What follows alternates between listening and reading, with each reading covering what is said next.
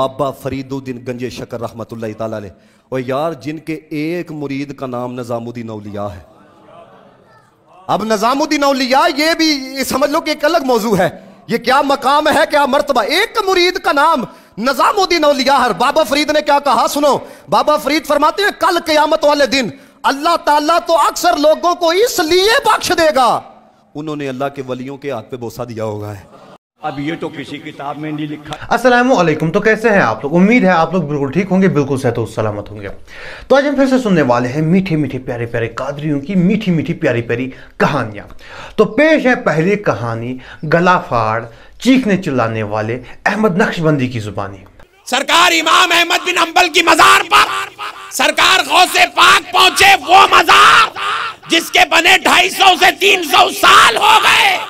जब गौसे पाक आए मजार अक़दस पे खड़े हुए, अस्सलामु अलैकुम या इमाम अहमद बिन हंबल, अस्सलामु अलैकुम या वली अल्लाह। आपने जब ऐसे कहकर सलाम अर्ज किया, मुअर्रिखीन लिखते हैं कि सरकार इमाम अहमद बिन हंबल का मजार अक़दस शक हो गई,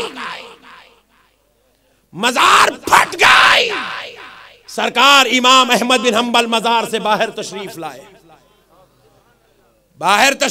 और उसके बाद आपने कहा व अलैकुम अस्सलाम या अब्दुल कादर।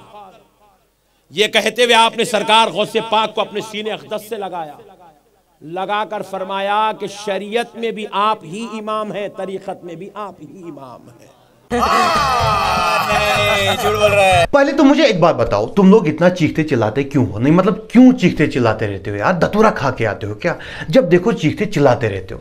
एक तो तुम्हें झूठी कहानी सुनानी है और वो भी गला फाड़ के सुनानी है, और ऊपर से उस कहानी में कब्र फट रही है। अरे भाई, तुम्हारी झूठी कहानी में कब्र फटे या ना फटे, लेकिन अगर तुम इसी तरह से चीखते चिल्लाते रहे एक दिन तुम्हारा गला जरूर फट जाएगा।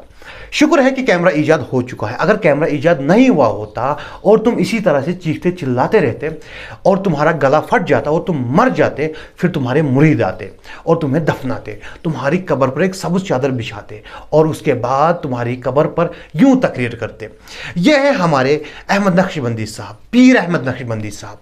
इनकी करामत ये थी, जब ये चिल्लाते थे तो दूसरे मुल्कों में जैसे जापान, इंग्लैंड, फ्रांस, इनकी आवाज़ वहाँ तक सुनाई देती थी और फिर दूसरे मुरीद कहते सुभान अल्लाह सुभान अल्लाह। बात तो सही है। राई का पहाड़ बनाना कोई तुम लोगों से सीखे। तुम्हारा कोई बाबा हल्का सा जंप क्या कर दे, तुम लोग फिर कहते हो भाई हमारे जो बाबा थे वो उड़ते थे।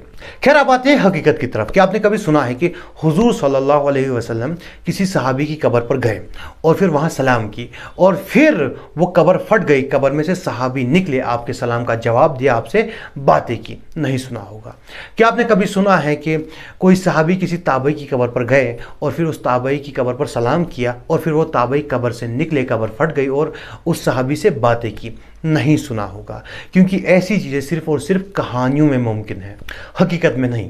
और अगर इमाम अहमद बिन हंबल शेख अब्दुल कादिर जिलानी के लिए कब्र से निकले तो फिर सहाबा को ज़रूर निकलना चाहिए था हुजूर सल्लल्लाहु अलैहि वसल्लम के लिए, लेकिन ऐसा कभी हुआ ही नहीं, ऐसा किसी हदीस में लिखा ही नहीं, क्योंकि ऐसी चीज़ें सिर्फ और सिर्फ कहानियों में मुमकिन है, हदीसों में नहीं। और ये अहमद नक्शबंदी कल मुजरा कर रहा था। हाँ भाई, मुजरा कर रहा था, दीन के नाम पर मुजरा कर रहा था, सच में। अरे भाई वीडियो देख लो यार।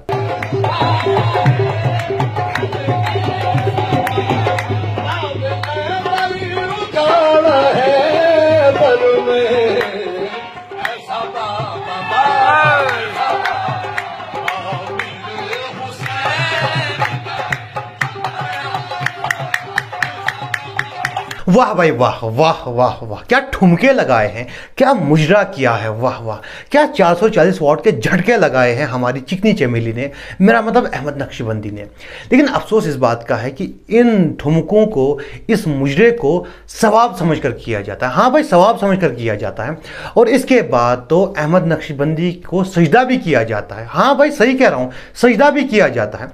पहले आप देख तो लो यार।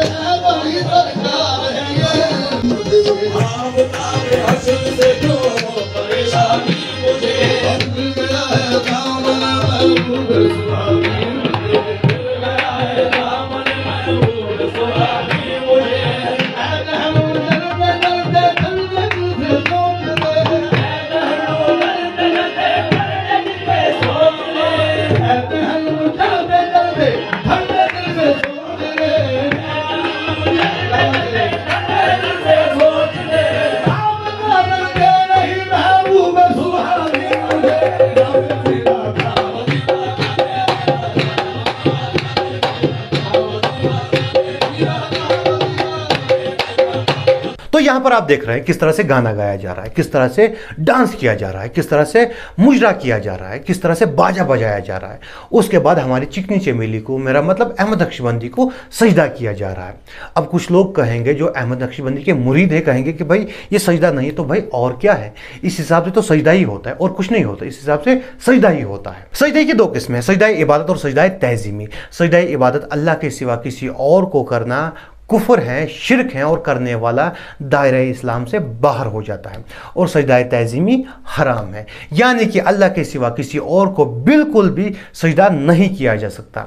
और ये मैं नहीं कह रहा हूं, ये तो इनके इमाम अहमद रजा खान बरेली का फतवा है। न तो ये शख्स पूरी तरह से कुरान और हदीस में मानता है, जो हदीस जो आयत इसके हिसाब से हो उसको अपना लेता है, जो आयत जो हदीस इसके खिलाफ हो, इसके अकीदे के खिलाफ हो, इसके बाबाओं के खिलाफ हो, उसके मतलब बदलना शुरू कर देता है। और न ही ये शख्स अपने इमाम अहमद रजा खान बरेली का फतवा मानता है।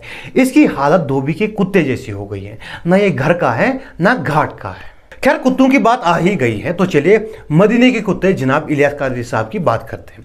अरे भाई मैं उनको गाली नहीं दे रहा हूँ, वो तो अपने आप को खुद ही सगे मदीना कहते हैं, यानी कि मदीने का कुत्ता कहते हैं। सैयदों का कुत्ता हूँ मैं। क्या बोला तूने? मदीने का कुत्ता तो मैं मशहूर हूँ, सगे मदीना तो मेरा लक़ब है। लक़ब ये मैंने खुद लिया है, लक़ब किसी ने दिया नहीं है, सगे मदीना। चुप कर बे कुत्ते। उन्होंने खुद को खुद ही लक़ब दिया है सगे मदीना, यानी मदीने का कुत्ता। तो मैं उनको गाली नहीं दे रहा हूँ, हालांकि कुत्ता तो कुत्ता होता है, चाहे मदीने का हो या पाकिस्तान का हो। इसीलिए जब मैं इलियास कादरी साहब को मदीने का कुत्ता कहूँ, उनके मुरीदों को गुस्सा नहीं आना चाहिए, क्योंकि मैं तो उनके पीर को उस लक़ब से बुलाता हूँ, उस नाम से बुलाता हूँ जो उनके पीर ने अपने आप को खुद दिया है। बात तो सही है। खैर पेश है अगली कहानी मदीने के कुत्ते यानी इलियास कादरी साहब की जुबानी। दुल्हन के पांव धोने से घर में बरकत होती है। दुल्हन के पांव धोकर घर के चारों कोनों में छिड़क दिया जाए तो ये भाई से बरकतें बेहतर है। ये फतह रज़विया शरीफ में लिखा है।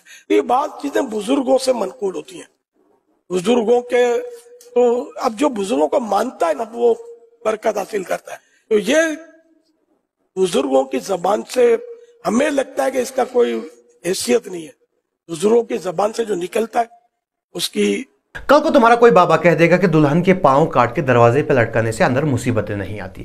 परसों कह देगा कि दुल्हन के बाल काट के पानी में डाल के पीने से बीमारियां दूर होती। उसके बाद कुछ और कहेगा, हम मान लेंगे क्या? नहीं, नहीं माना जा सकता।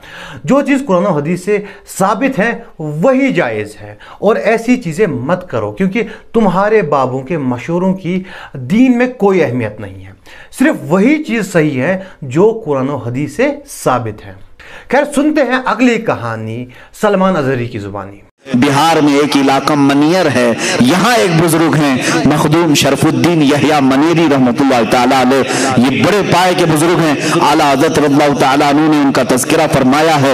मखदूम शरफुद्दीन यहिया मनेरी रहमतुल्लाह ताला अलैह के नाम पाक का असर ऐसा है, आज भी मेरे खुद आमाल में मौजूद है कि चेचक किसी को हो जाए, चेचक की बीमारी, हज़रत शरफुद्दीन यहिया मनेरी का नाम ले लो, वो चेचक खत्म हो जाती है।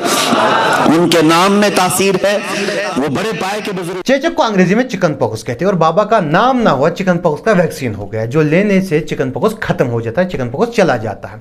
यही कहानी सुनाने वाले मौलाना सबसे पहले अपने बच्चों को चिकन पॉक्स का वैक्सीन देते हैं।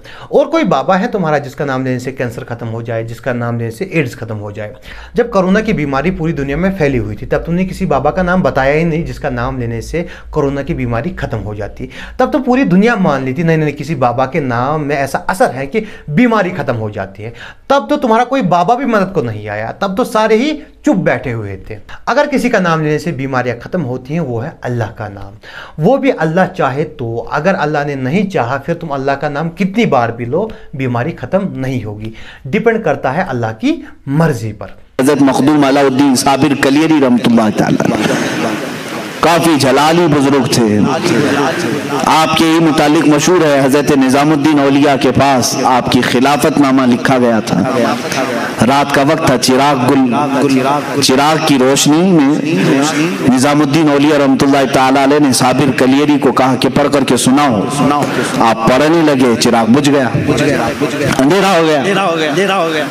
हजरत साबिर कलियरी रहमतुल्लाह अलैह ने थोड़ा सा उस चिराग की तरफ घूर करके यूं देखा, चिराग भड़क उठा, जल उठा। निजामुद्दीन औलिया रहमतुल्लाह तआला अलैह ने खिलाफतनामा वापस ले लिया। कहा अभी नहीं, इस तरह तुम्हारी आंखों से न जाने कितने जल जाएंगे, और जलाल को कम करने की जरूरत है। मुझे समझ नहीं आता कि तुम्हारे इन बाबाओं में कौन से ऐसे इंजन फिट है, कौन से ऐसे लेजर फिट है। कोई बाबा हवा में उड़ रहा है, कोई बाबा पानी पे चल रहा है, कोई बाबा यूं देखकर मुरीद मार रहा है, कोई बाबा आंखों से आग जला रहा है। नहीं मतलब फेंकने की हद होती है यार, हद होती है। लेकिन तुमने सारी हदें पार कर दी है। हज़रत उमर रज़ियल्लाहु अन्हु का जलाल मशहूर है, लेकिन उन्होंने कभी भी आंखों से आग नहीं जलाई। अगर आपके सारे बाबे, मैं अंबिया और सहाबा की बात नहीं कर रहा हूँ, आपके बाबाओं की बात कर रहा हूँ, अगर वो मिला भी दिए जाए ना, तब भी वो हज़रत उमर रज़ियल्लाहु अन्हु के जूते की दुल के बराबर भी नहीं है। लेकिन फिर भी हज़रत उमर ने ऐसी करामात करके नहीं दिखाई जो आपके इन बाबाओं ने करके दिखाई है। खैर आज की वीडियो में इतना ही था। अगर आपको मेरी वीडियो पसंद आई हो तो आप मेरी वीडियो को लाइक कर सकते हैं, चैनल को सब्सक्राइब कर सकते हैं और वीडियो को ज़्यादा से ज़्यादा शेयर करना ना भूलें। मिलते हैं अगली वीडियो में। अल्लाह हाफिज़।